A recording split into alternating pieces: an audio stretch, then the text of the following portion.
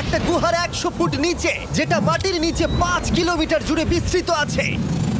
আর আমরা এটা পছন্দ করি বা না করি, যখনই আমি আর আমার বন্ধুরা মাটি টাচ করলাম, আমরা অফিসিয়ালি এখানে আগামী 7টা দিন কাটাতে চলেছি। বাবারে, এটা আমার জীবনে করা সবথেকে ভয়ঙ্কর জিনিস। প্রথমত, আমাদের এখন এখান থেকে অনেকটা দূরে যেতে হবে। কেন? যদি ঝড় বৃষ্টি হয় তাহলে এই পুরো জায়গাটা জলে ভরে যেতে পারে, আর সমুদ্রের মতো ঢেউ এসে সবাইকে ভাসিয়ে নিয়ে যেতে পারে। সেই জন্য আমাদের আরো ভিতরে যেতে হবে একটা বেস ক্যাম্প বানানোর জন্য। ভাই এটা পুরো পাগলাম। এটা একটা অন্য জগৎ মনে হচ্ছে। এই কেভ এন্ট্রান্সটা হয়তো দেখতে সুন্দর, কিন্তু দেখে যা মনে হচ্ছে আসলে তা নয়। আর আমরা হয়তো জানি না যে আগামী 7টা দিন আমাদের জীবনের সব থেকে কঠিন সময় হতে চলেছে। সব থেকে বাজে ডিসিশন। ঠিক আছে, আর কিছুক্ষণের মধ্যেই অন্ধকার হতে চলেছে। ক্যাম্প না করলে আমরা বিপদে পড়বো। আমরা কোথায় যাচ্ছি সেটা কি বলবে? আমাদের ক্যাম্প সেটআপের জন্য একটা ফ্ল্যাট গ্রাউন্ড খুঁজতেই হবে। কেভের ভেতরে ঢোকার পরে আমরা এমন একটা জায়গা খুঁজে পেলাম যেটা অনেকটা উঁচুতে থাকায় আমরা জল থেকে সুরক্ষিত থাকতে পারবো। তার মানে এটা ক্যাম্পের জন্য পারফেক্ট। পারফেক্টটা একটু বেশি হয়ে গেল। মোটামুটি বলা যেতে পারে। ঠিক আছে, ক্যাম্পের জন্য মোটামুটি। প্রথম দিনের বাকিটা আমরা কাটিয়ে দিলাম আমাদের জিনিসপত্র আনতে। প্রত্যেকটা ব্যাগের ওজন প্রায় 80 পাউন্ড। আর যেমনটা তোমরা ফুটেজে দেখছো, আমরা এটা করতে 4 ঘন্টা লাগিয়ে দিলাম। এখান থেকে যাওয়া খুব কঠিন। তারপরে আমরা সবাই বেস ক্যাম্পে ফিরে গেলাম। ঠিক আছে, আমরা এখানে লাইট লাগিয়ে দিলাম। আমাদের সব জিনিসপত্র হোম বেসে চলে এসেছে। একটু ক্যামেরাটা ওদিকে দেখাবে? ওদিকটা কিন্তু ভয়ানক অন্ধকার, আর সবসময় এরকমই থাকবে। তাই আমরা ক্যাম্পিং গ্রাউন্ডের জন্য খুব বেশি কিছু করতে পারলাম না। কটা ফুটো করে দড়ি টাঙিয়ে দিলাম। এটা ধরো আর ওঠো দেখি। মনে হচ্ছে আমাদের হ্যামকগুলো ভালোই সাপোর্ট পাবে। আর তারপরে আমাদের সার্ভাইভাল গাইড জোয়ের সাহায্যে আমরা হ্যামক টাঙালাম। এই সরু দড়িটা আমার হ্যামকটাকে ধরে রাখবে। হ্যাঁ, ডিনার খেয়ে আমরা প্রথম রাত্রি ঠান্ডার জন্য তৈরি হলাম। আমি মিথ্যে কথা বলবো না, আমি যতটা ভেবেছিলাম তার থেকে এই হ্যামকটা অনেক বেশি কমফোর্টেবল। এই আমি তো আমার চমকেই হাতটা তো গেছিলাম। বড় কেন ভাই? এই কেভটা 2.5 কিলোমিটার ডিপ, আর আমরা এখন এন্ট্রান্সের কাছেই ক্যাম্পিং করছি। কাল আমরা অনেক কিছু এক্সপ্লোর করব। তোমরা কেমন ঘুমালে? ভয়ঙ্কর। ঘুমই হয়নি। এটা সত্যিই একটা অস্বস্তিকর পরিবেশ। কেবের উপর থেকে অনবরত আমাদের উপরে জল পড়েই যাচ্ছিল, তাই উপরে একটা প্লাস্টিক চাপালাম, কিন্তু তাও আমাদের হ্যামকের উপরে জল পড়েই যাচ্ছিল। একটা আইডিয়া আছে, চলো শেল্টারগুলোকে ভালোভাবে তৈরি করি। আমার মনে হয় এই প্লাস্টিকগুলোকে জুড়ে দিলে আর জল পড়বে না। বাহ, তুমি তো জিনিয়াস। আমি শুধু একজন ইউটিউবারই নয়, ঠিক আছে? আমার হ্যামকটা এটার উপরে ঝুলছিল। মানে দেখো, আমি আরেকটু হলে হ্যামক থেকে নেমে পড়ে যেতাম। আর আমরা সেই সময় এটা বুঝতেই পারিনি যে এই গর্তটা প্রায় 40 ফুট গভীর। তাই যখন আমি আর শন প্লাস্টিকগুলোকে জুড়ছিলাম, তখন ম্যাক আর কার্ল এই গর্তটা কতটা ভয়ঙ্কর সেটা দেখতে গেল। আমার হ্যামকটা দেখতে পাচ্ছো? ওখানে আমি ঘুমোচ্ছিলাম। এদিকটা দেখো। আর যেহেতু এই কেভে সব একই রকম দেখতে, তাই আমাদেরকে ফলো করা অনেকটাই কঠিন ছিল। এই ম্যাপে তোমরা আমাদের হোম বেস দেখতে পারবে, আর দেখতে পারবে ওরা ওখান থেকে কত দূরে হ্যাঁ, যাচ্ছে। এটা তো খুবই ভয়ঙ্কর। ভাই এটা পাগলামো। আর যখন ছেলেরা র্যান্ডমলি এক্সপ্লোর করছিল, তখন আমি আর শন ক্যাম্পে কাজ করছিলাম। এই স্লিপিং ব্যাগটা এখানে কেন পড়ে? কারণ এটার থেকে পিয়ের গন্ধ বেরোচ্ছে। ইয়া, এটার থেকে শেখা উচিত স্লিপিং ব্যাগ ভাড়া নিতে নেই। আমরা স্লিপিং ব্যাগ কেন ভাড়া আমি- নিয়েছি? কেন আমি আমরা জানি না। স্লিপিং ব্যাগগুলো কিনে আনতে পারলাম না? আর তারপরে আমরা এই দুটো প্লাস্টিককে জিপ টাই দিয়ে জুড়ে দিলাম। কিছু মনে করো না, এই দড়িটার উপরে আমার জীবন বাজি আছে। আর তখন ওইদিকে ম্যাক আর কার্ল তখন ওই গর্তের মধ্যে। ও মাই গড, ম্যাক! আর শেষ পর্যন্ত ওরা একদম নিচে পৌঁছে গেল। এই! আমি তো ভাবলাম সবাই ক্যাম্প নিয়ে কাজ করবে। আমরা শুধু দেখাচ্ছিলাম জায়গাটা কতটা ভয়ঙ্কর। না পড়লেই হবে, তোমাদের স্কিল নেই। আচ্ছা ঠিক আছে। আর যদিও ওদের এবার ফিরে আসা উচিত ছিল, কিন্তু কাল আর ম্যাক এটা কতটা গভীর সেটা দেখানোর চেষ্টা করলো। ভাই এটা দেখতে দারুণ লাগছে। তুমি কি নদীটাকে পার করতে পারবে? কিন্তু ওরা এটা জানে না যে এই রিভারটা এই কেভের গোটাটাই জুড়ে আছে। তার মানে এর মধ্যেও আমাদের কিছুটা সময় কাটাতে হতেই পারে। ওই তো ওরা এসে গেছে। এসো। তোমরা রান্না করে রেখেছো তো? হ্যাঁ, রান্না করেছি। ঠিক বলেছ। একটা নতুন বাড়ি, ঠিক বলেছি তো? একদম। এখন আমাদের একটা ছাদ আছে। আর এটা তো দারুণ। জিমি রান্না বেশ ভালোই আর করেছে। আমরা আমাদের ফায়ার পিটটাকে এই সুন্দর জায়গাটাতে নিয়ে এসেছি। জায়গাটা কেমন?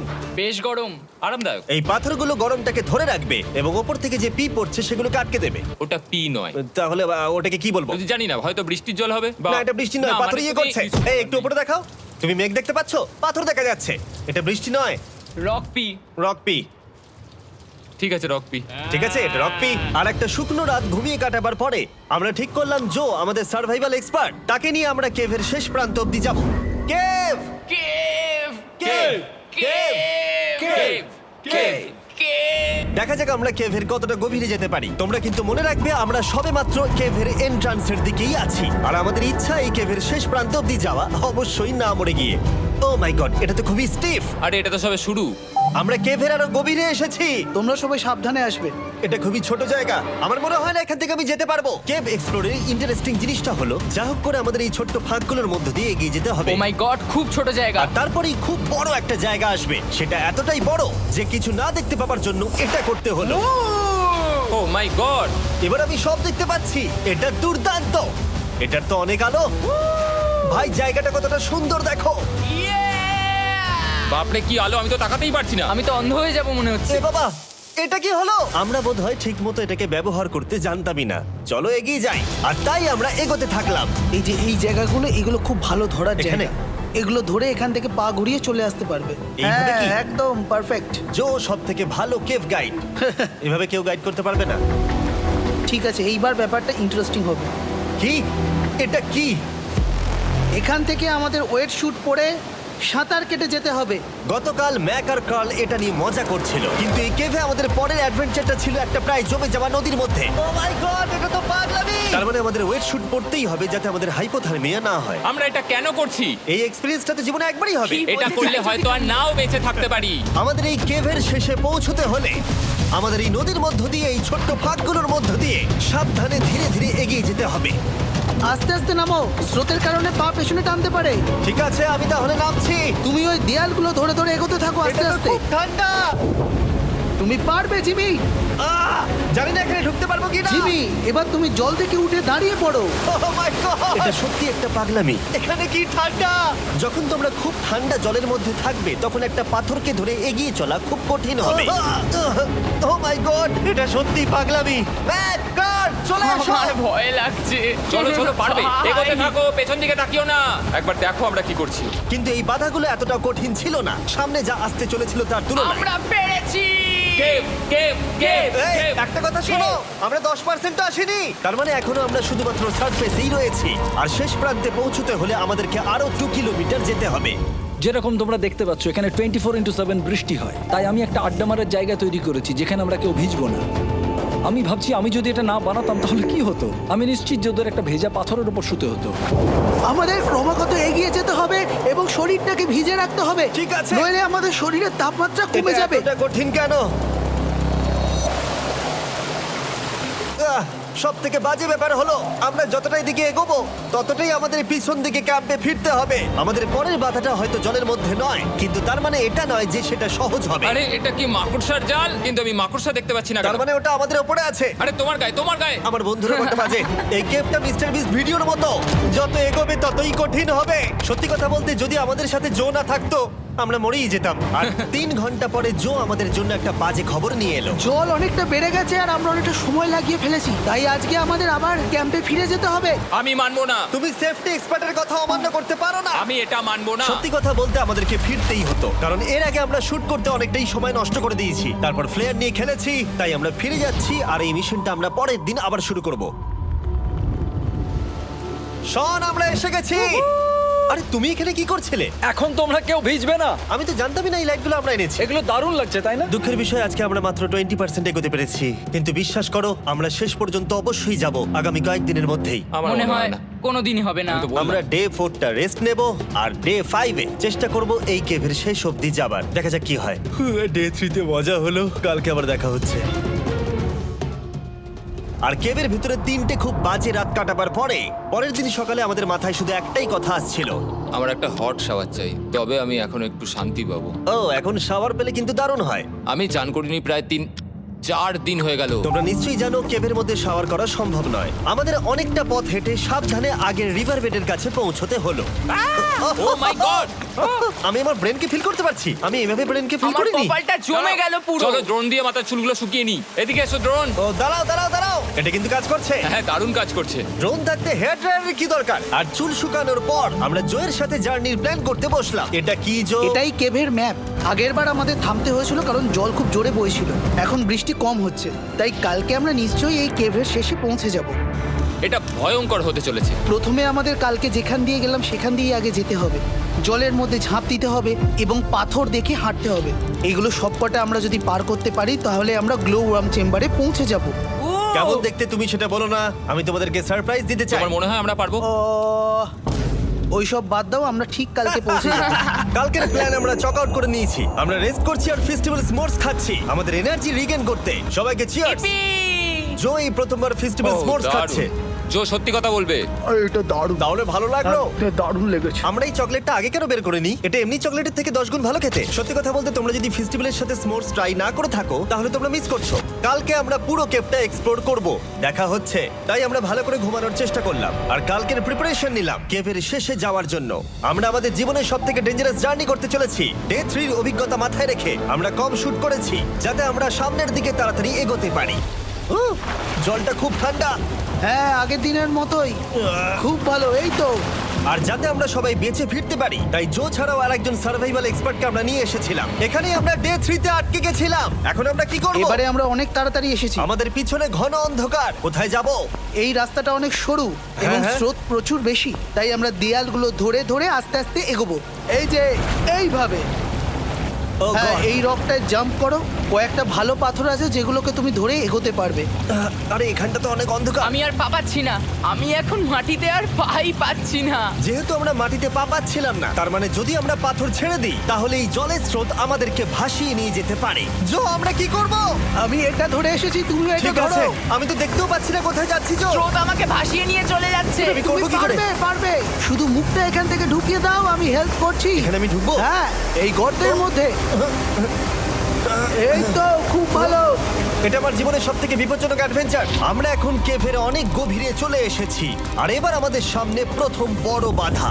এখানে জলের একটা ঘূর্ণাবর্ত আছে, যদি তুমি এর মধ্যে পড়ে যাও তাহলে তোমাকে একদম নিচে নিয়ে চলে যাবে। মানে আমরা পড়ে গেলে মরে যেতে পারি। হ্যাঁ, মানে আমরা মৃত্যুর সাথে খেলা করছি। এটা এতটা বিপজ্জনক হতে পারে আমি সত্যিই ভাবিনি।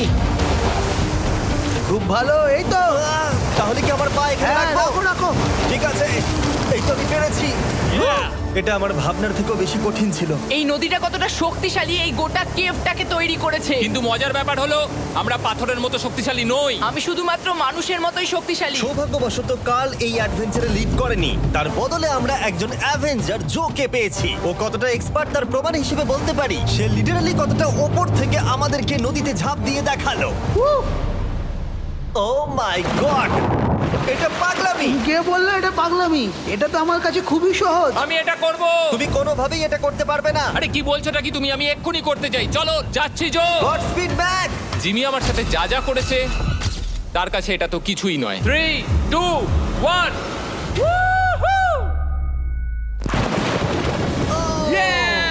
তুমি করবে? না, আমরা না এগুলো শেষ পর্যন্ত যেতে পারবো না। ও মাই গড, আমাদের নিচের দিকে যেতে হবে। আমরা সবসময় স্রোতের উল্টো দিকে কেন যাই? এখন শুধু আমি ভেসে ভেসেই যেতে পারবো, আর কিছু না। এই জলের তলায় অনেক ধারালো পাথর আছে, তোমরা সেগুলোকে দেখতে পাবে না, তাই সাবধানে পা ফেলবে। ও মাই গড, আবার এটা গভীর আরে হচ্ছে। আমার পা তো কিছুর উপরে রাখতে হবে। ছোট ছোট পাথরগুলোই একমাত্র বাধা ছিল না, মনে হচ্ছে আমাদের প্রতিটা পদক্ষেপে। ও ভাই, আমি কিচ্ছু দেখতে পাচ্ছি না। এটা খুব ভয়ঙ্কর। কেভটা আরো অন্ধকার হয়ে আসছিল এবং আরো সরু। আর তখন আমরা জানতাম না যে আমরা ফিনিশ লাইন অবধি পৌঁছতে পারবো কিনা।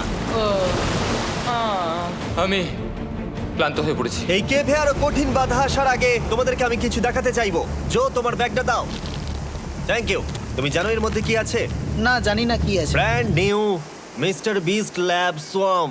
সত্যি কথা বলছি, গত 5 ঘন্টা ধরে যেহেতু আমি অনেক পরিশ্রম করেছি, তাই কোনো মতেই এখন এটা আমি বলার মতো অবস্থায় নেই। তাই এটা শুট করার 1 মাস পরে আমি পুরো কেপ সেটটা তৈরি করলাম ফিউচার জিমি নেম ট্যাগ দিয়ে। তারপরে বললাম, হে, আমি ফিউচার জিমি, আর আমি এখন তোমাদেরকে বলবো brand new toy line of mister beast lab swamp সম্পর্কে। এটা একটা কালেক্টিবল টয় লাইন, আর এখানে 119টা ইউনিক ডিজাইন ক্যারেক্টারও আছে যা তোমরা কালেক্ট করতে পারো। আর সবথেকে দারুণ ব্যাপারটা হলো, কোন ক্যারেক্টারটা তুমি পেয়েছো সেটা জানতে হলে এই টিউবে ওয়াটার দিয়ে নাড়াতে হবে আর তোমার সোয়ামস তোমার সামনে চলে আসবে।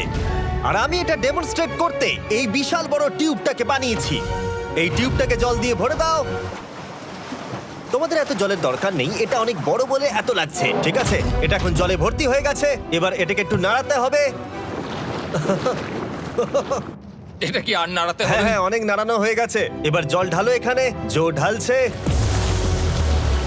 আর জল ঢালার পরে তোমরা দেখতে পাবে তোমরা কোন সোয়ামটা পেয়েছো। এটা সবথেকে রেয়ার হাইপোক্রোম, যেটা মাত্র 1000টা বানানো হয়েছে। জো, এটা তোমার। থ্যাংক ইউ সো এটা মাচ। চাই। আর এটা তোমার। কাল কি নেবে? আমার কাছে দুটোই ছিল। আর আমরা শুধু সোয়ামেই থেমে নেই, আমরা এই অ্যাকশন ফিগার প্যান্থার গুলো বানিয়েছি যেগুলো এই ব্রিফকেসে আছে, আর এই সোয়ার্মের মতো এই মিউটেটর। যখন তোমরা কিনবে দেখতে পাবে এর ভেতরে কি আছে। কোথায় কিনবো? ভালো হয়েছে জিজ্ঞাসা করলে। মিস্টার বিস্ট ল্যাব টয়েস এখন তোমরা পৃথিবীর সব জায়গায় পেয়ে যাবে। এগুলো সব বেরিয়ে গেছে, তোমরা গিয়ে কিনে নাও। আর কেবের মধ্যে অনেক সমস্যা পেরোনোর পরে আমরা ফাইনালি পৌঁছে গেলাম গ্লো ওয়ার্ম চেম্বারে। ভাই এবার খুব ভালো লাগছে। ঠিক আছে টিম, তোমাদের গ্লো ওয়ার্ম চেম্বারে স্বাগত।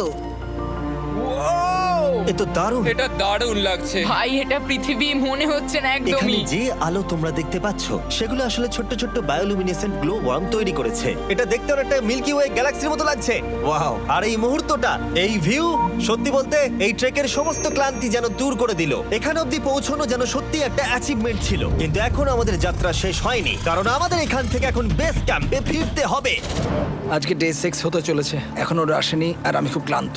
আমার মনে হয় না আমি ভালো করে ঘুমোতে পারবো, ওদের জন্য খুব চিন্তা হচ্ছে। এই ট্রিপটা অনেকটাই সহজ ছিল কারণ আমরা স্রোতের সাথে ভেসে ভেসে যাচ্ছিলাম। আর যেহেতু তোমরা এই ট্রিপটা দেখেছো তাই আমরা এটাকে স্কিপ করলাম। কিন্তু সত্যি বলতে এই জার্নিটাও অনেকটা বেশি সময় নিল, কারণ আমরা ক্যাম্পে পৌঁছানোর আগেই 6 নম্বর দিন চলে এলো। শন, সবাই ঠিক আছে তো?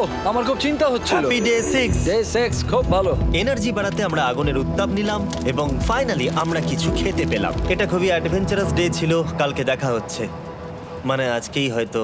এটা হয় ডে কোনোদিন 6 হবে না। নাকি আজকে, না আমি জানি না। এত বড় ট্রেক সম্পূর্ণ করার পরে শারীরিকভাবে চূড়ান্ত ক্লান্ত হওয়া সত্ত্বেও জানি না কেন কিন্তু আমি একদমই ঘুমাতে পারছিলাম না।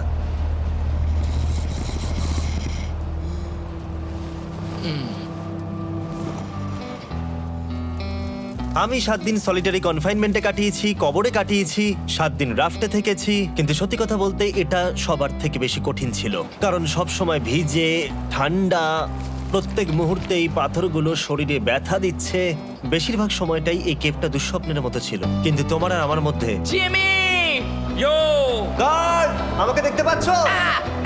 এটা পৃথিবীর সবথেকে উজ্জ্বল টর্চ। মজার মুহূর্ত অনেক ছিল। মাটির নিচে 300 ফুট গভীরে অভিযান চালানো থেকে আমাদের সবাই মিলে হ্যামক নিয়ে হাসাহাসি করা সবকিছুই এই অভিযানের অংশ ছিল। যেহেতু আমাদের সঙ্গ দারুণ, চলো তিমির মতো আওয়াজ করো। তাই এই ভিজে, ঠান্ডা, পাথুরে অদ্ভুত কেভের ট্রিপটা বদলে গেল আমাদের জীবনের সব থেকে সুন্দর মুহূর্তে।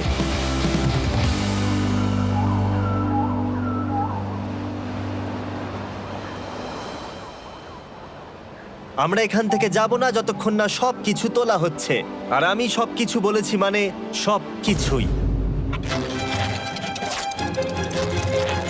চলো এবার বেরোনো যাক। আর যখন আমরা মাউথ কেভে আবার ফিরে এলাম, ভাই ওপরটা দেখতে দারুণ লাগছে। তখন জয়ের জন্য একটা সারপ্রাইজ ছিল। বেরোনোর আগে জো, আমরা তোমার কাছে কৃতজ্ঞ। তাই এই নাও 50,000 নিউজিল্যান্ড ডলার, 10,000 করে প্রত্যেক জনের প্রাণ বাঁচানোর জন্য। Oh my God, thank you so much Jimmy. Thank you Joel. Love you Joel! এবার আমাদের সব কাজ হয়ে গেছে, চলো বেরোনো যাক। 7টা দিন পরে আমরা ফাইনালি এখান থেকে বেরোচ্ছি।